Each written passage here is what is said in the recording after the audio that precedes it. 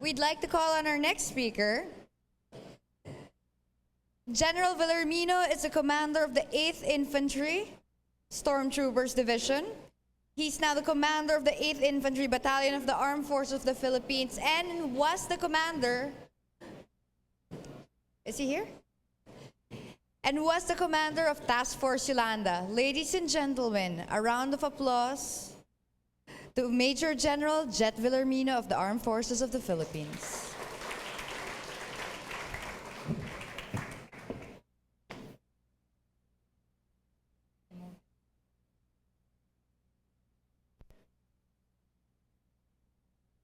Ladies and gentlemen, magandang hapon po sa ating lahat. The Chief of Staff of the Armed Forces of the Philippines desires much to be with us this afternoon to deliver this presentation. However, due to the situations in Metro Manila, he can't make it. And as the commander of Army Forces in Eastern Visayas, I was tasked to come over and present his presentation. The Chief of Staff will be joining us in the question and answer portion after this presentation through Skype as we are hooked up with the Armed Forces of the Philippines Command Center in Camp Aguinaldo. I am privileged this afternoon to present before this forum role of multinational coordination mechanism during disaster response operations in the aftermath of Typhoon Haiyan. This was also conceptualized to discuss the lessons learned from the responses of the Philippines and the international community. This presentation aims to provide an overview of the role of multinational coordinating mechanism during the conduct of disaster response operations in the aftermath of Super Typhoon Haiyan, also known locally as Yolanda. The scope of my presentation will follow this sequence. On 08 November 2013, the Republic of the Philippines experienced the largest storm to make landfall in recorded history with a strength of more than 250 kilometers per hour and width of about 480 kilometers. It made its first landfall in Giwan town of Eastern Samar on 08 November 2013, crossing Visayas and Palawan before finally leaving the Philippine area of responsibility on 09 November 2013. Typhoon Yolanda caused the damage to property and infrastructures and thousands of deaths. The majority of damage was caused by a storm surge that brought 5 to 6 meter high walls of water into coastal communities, devastating Leyte and Samar provinces. I, as the commander of Task Force Yolanda, is also a victim of Super Typhoon Yolanda. I experienced the 6 meter deep storm surge, for I was at the Tacloban City Airport when Super Typhoon Yolanda made landfall. The Armed Forces of the Philippines is one of the 44 members of the National Disaster Risk Reduction and Management Council. With the approval of the National Disaster Response Plan, the AFP is the lead cluster for search, rescue, retrieval cluster, while other concerned agencies with search and rescue capabilities provide support, such as the Philippine National Police, the Philippine Coast Guard, Bureau of Fire Protection, Philippine Red Cross, and the local government units. The Armed Forces of the Philippines, as a structured agency, is the most robust first responder during calamities. Aside from the lead agency for search, rescue, and retrieval operations, the AFP also assists the NDRIMC and its various levels at the regional, provincial, and municipal in the conduct of disaster response operations in order to save lives, protect properties, and minimize damages caused by natural and man-made calamities. In the conduct of disaster response operations, the AFP adopts doctrinally the force provider and force employer concept. The major services such as the Army, Air Force, and the Navy are the providers of forces. They organize, train, and equip their respective disaster response unit that will be deployed for HADR operations through the Unified Commands. On the other hand, the Unified Commands provide command and control and direction of all disaster response operations at the operational and tactical levels. The Unified Commands utilizes the forward deployed assets from the different infantry divisions, disaster response units nationwide. Working on the 4 pillars of disaster risk reduction and management, the role of the military in HADR includes but not limited to the following. During prevention and mitigation, engineering units could be tasked to construct dikes and other flood control structures. As part of preparedness, repositioning of food and non-food items in disaster-prone areas may be done utilizing our military mobility assets. In like manner, the military units could be tasked to disseminate early warnings and advisories in isolated areas. In the aftermath of any disaster, our troops are ready to conduct search and rescue and relief operations. During the rehabilitation and recovery, our engineering units may be tasked to rebuild communities and infrastructures, such as houses, roads, and bridges. The Filipino people expects the military to be there when disaster or calamity strikes. The military sees this as an opportunity to help and exercise civil-military cooperation and coordination. With the approval of the National Disaster Response Plan by the Council on 11 June 2011, the AFP is the lead in search, rescue, retrieval, with the support of DILG, DOH, DPWH, DSWD, PCG, BFP, PNP, NBI, OCD, the MMDA, and PRC.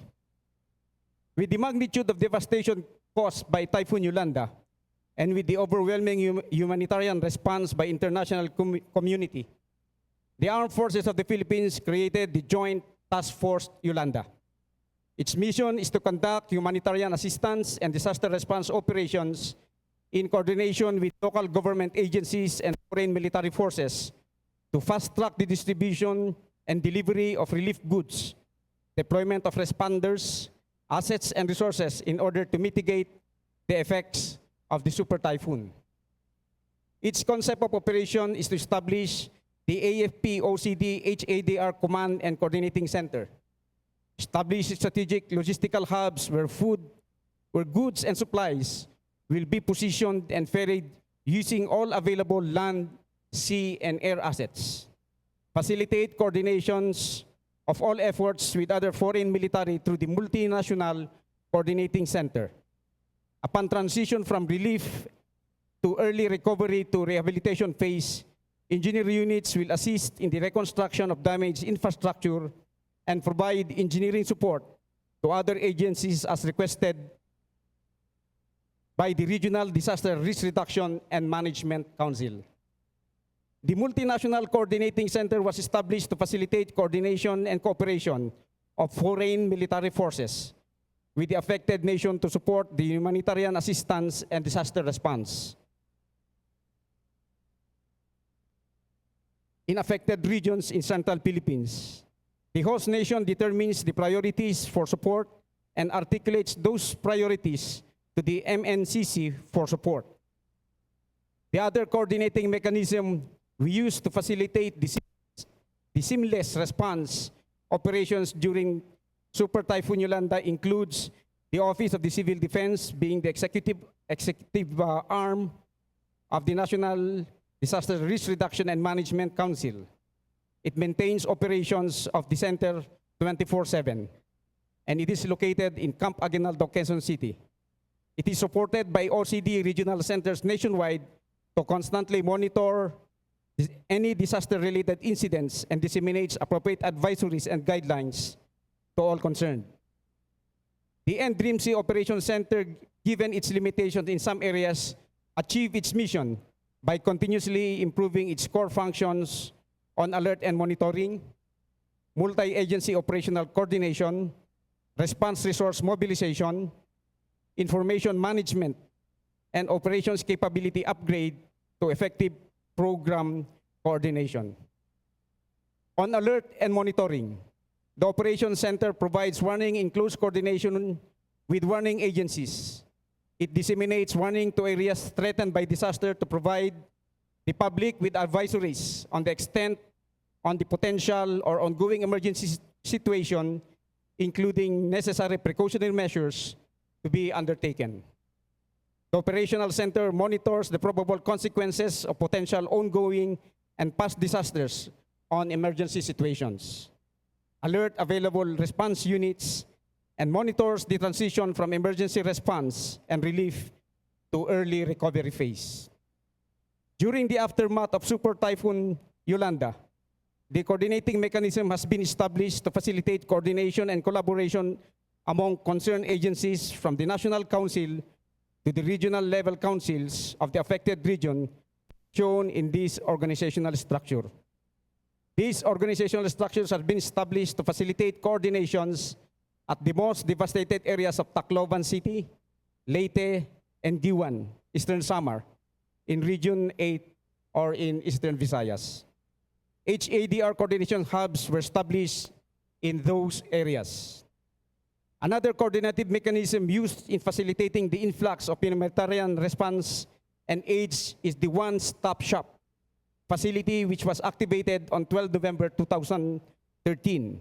It serves as the information hub for all transactions between and among donors, consignee, and recipients of foreign donations. The identified government agencies shall expedite the documentation and processing of imported donations, including the issuance of custom, immigration, quarantine clearances, and the flight clearances. The one-stop shop operates 24/7. During Typhoon Yolanda operations, the one-stop shop facilities were established at the Ninoy Aquino International Airport in Manila and in Mactan International Airport in Cebu City. With the concept of one-stop shop, the Department of Foreign Affairs has established the Typhoon Haiyan Action Center to facilitate the entry of relief goods and personnel by air or by sea. The Action Center was led by the Bureau of Customs with representatives from the Department of Finance, Bureau of Immigration, Social Welfare and Development, Department of Health, and the Office of the Civil Defense. In the operationalization of the one-stop shop to the Department of Foreign Affairs, the following coordinative policy procedures were adopted. The Philippine government should be informed first of the offers of assistance through the embassies. Medical assistance, coordination with the Department of Health, search and rescue with the NDRMC or OCD. Goods must be consigned accordingly or to the embassy. Military assistance with the Department of National Defense, operational coordination with the Multinational Coordination Center, and cash assistance to social welfare account, MDRIMC or the Philippine Red Cross. This is the flowchart of the one-stop shop used during Typhoon Yolanda. At the national level, starting from the top, the FA through its embassies and consular offices shall convey requests for humanitarian and relief assistance to the international community. The FA shall attend to the corresponding national requirements for flight and vessel clearances in coordination with DND, AFP, which shall be authenticated by the consul. NDRIMC shall be informed of all transactions between and among donors, consignees, and recipients or beneficiaries. DSWD, DepEd, DOH, DOST, and other NGAs shall be the consignee of all international donations, and as such, prepare the necessary documents for processing and clearances at the sub-national level. At the sub-national level or regional level, processing of custom clearances by the Department of Finance or the Bureau of Customs shall be in Mactan Airport and BOC at NAIA. Port of entry or exit will be the airports or seaports. Then it will be distributed to the local government units. During the height of Typhoon Haiyan operations, the UN Civil Military Coordination was established through collocation concept in Cebu, Rojas, and Tacloban. Liaison visits in Manila, Giwan, and Ormoc were also undertaken.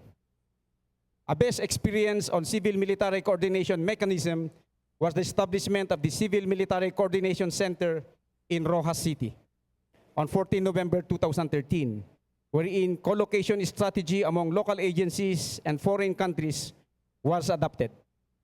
With this mechanism, I would like to share with you the statement of the UN Undersecretary General for Humanitarian Affairs, Baroness Valerie Amos, as regards to the civil-military coordination during Typhoon Yolanda, and I quote, "This is the most effective civil-military coordination we have ever seen at the field level and should be used as a model for future disaster response operations."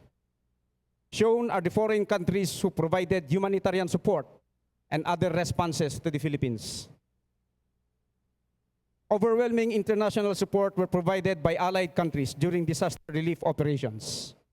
57 countries responded to the appeal of the Philippine government, among which 28 countries have military capabilities that were engaged in search, rescue, and retrieval operations and other humanitarian assistance activities, like providing medical services.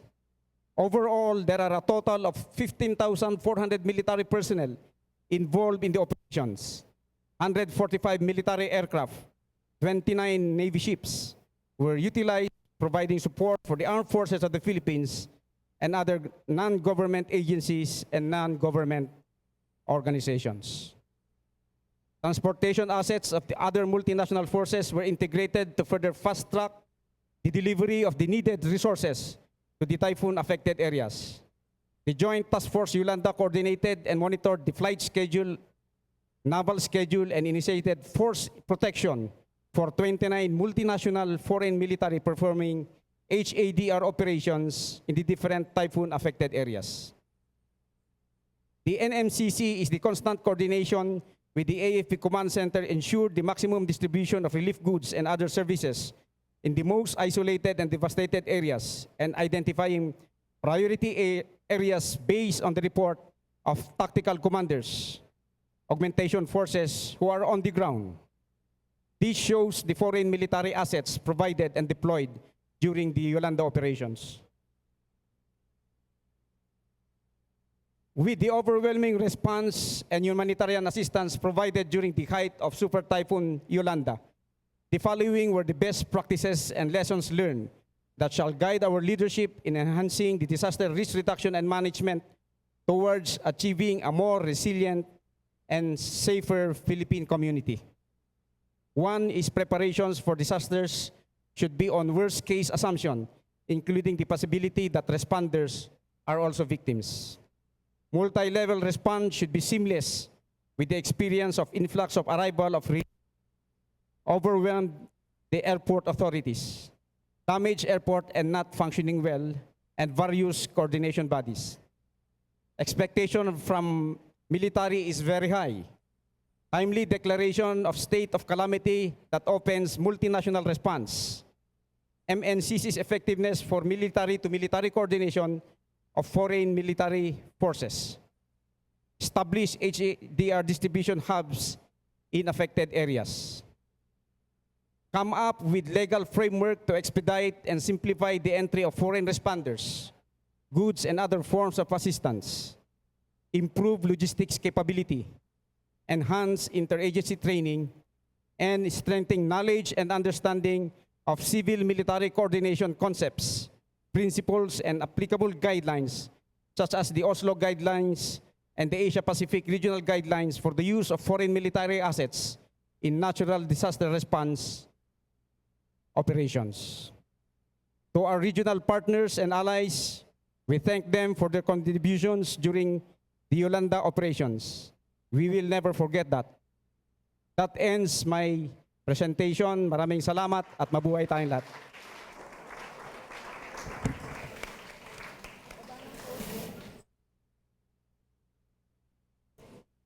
Thank you, General. Well, there.